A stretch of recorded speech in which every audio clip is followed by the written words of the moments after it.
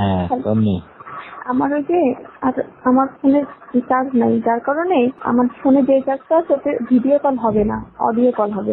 Audio হবে। আমি ভিডিওতে আর আসবে না।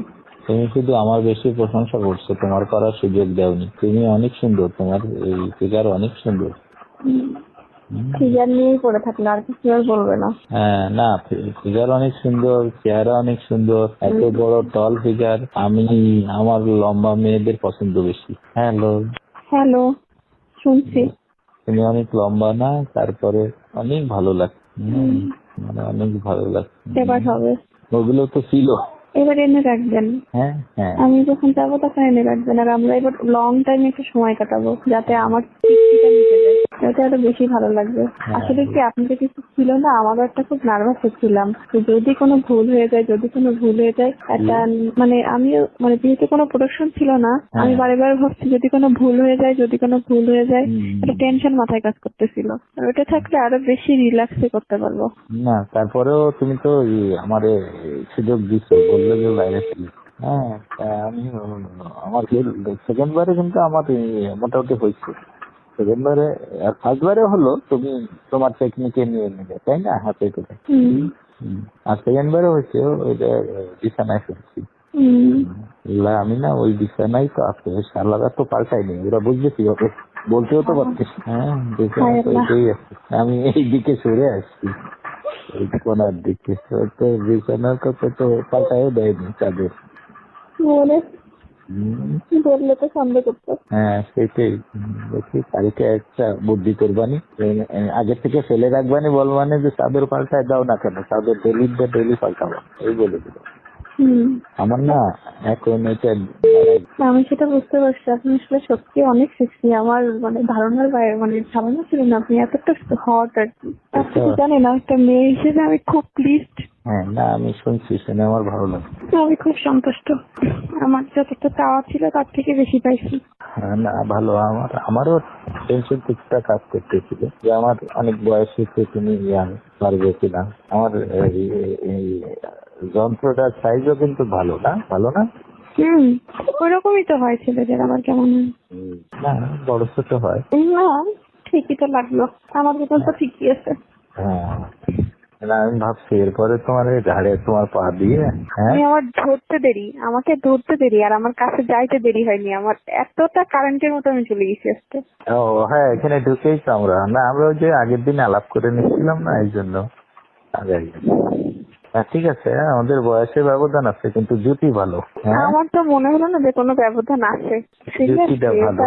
হ্যাঁ কোনো ব্যবধান বলে মনে হলো না। আপনি যে সেক্সি, ও আমি তো অনেক।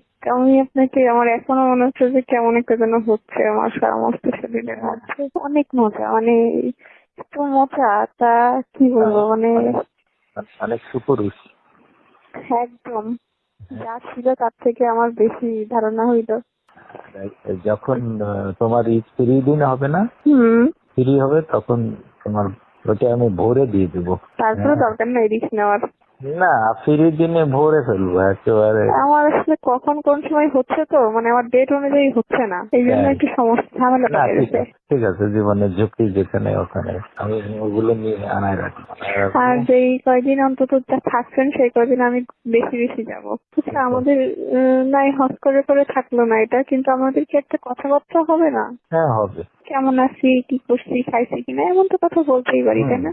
আমাকে ভুলে যাবেন না তো? স্বার্থপরের মতো বলে আমার খুব ইচ্ছে তোমার গর্বে আমার একটা বাচ্চা, তাহলে আমি খুব খুশি হব। কারণ কি জানো, কেন? তোমার হাইট ভালো তো, যদি একটা ছেলে হয় সে প্রায় 6 ফিটের কাছে হবে, তারপরে ভালো পড়াশোনা করালে ভালো হবে না বলো। আর আমি তোমার পাশে লজিস্টিক সাপোর্ট থাকলে তোমার বাচ্চা তো ভালো বড় অনেক সুন্দর হবে, এটা দেখায় সব কিছুতেই তোমার ভালো হবে। আমারও তোমার যে অনেক ভালো, তোমার নাও না একটা বাচ্চা করে। আমার তো এখনো তো আমি শারীরিকভাবে সুস্থ হতে একটা বছর সময় লাগবে। আগামী তুমি যখন হও তখন আমি তোমার হুমকির মধ্যে ফেলবো কেন? আমার বাচ্চার মা হয়ে যদি তোমারই বাচ্চা তার জন্য তুমি অসুস্থ হও, তাহলে বাচ্চা অসুস্থ থাকতে হবে, মারও তো সুস্থ থাকতে হবে। এখন যেমন তুমি যখন আমার বাচ্চার মা হবা তখন তো বউ আর তোমার ভিতর পার্থক্য কি বল? তোমার পর আমার অনেক মায়া থাকবে না? আমার আপনার সাথে অনেক মায়া জন্মায় গেছে, আমি বোঝাতে পারছি কিনা জানি না। আমি তো একটা মেয়ে, আমার কিন্তু এটা মানে একটা বারের জন্য আমার দ্বিতীয়বার ভাবতে হচ্ছে না যে আমি নিব না। আমি এক সেকেন্ডে ভাবতে পারতেছি যে আমি নিব, আমি প্রস্তুত। আমার কাছে একটা স্মৃতিটা সারা জীবন থাকবে। আমি আপনাকে সত্যি অনেক ভালোবেসে ফেলছি।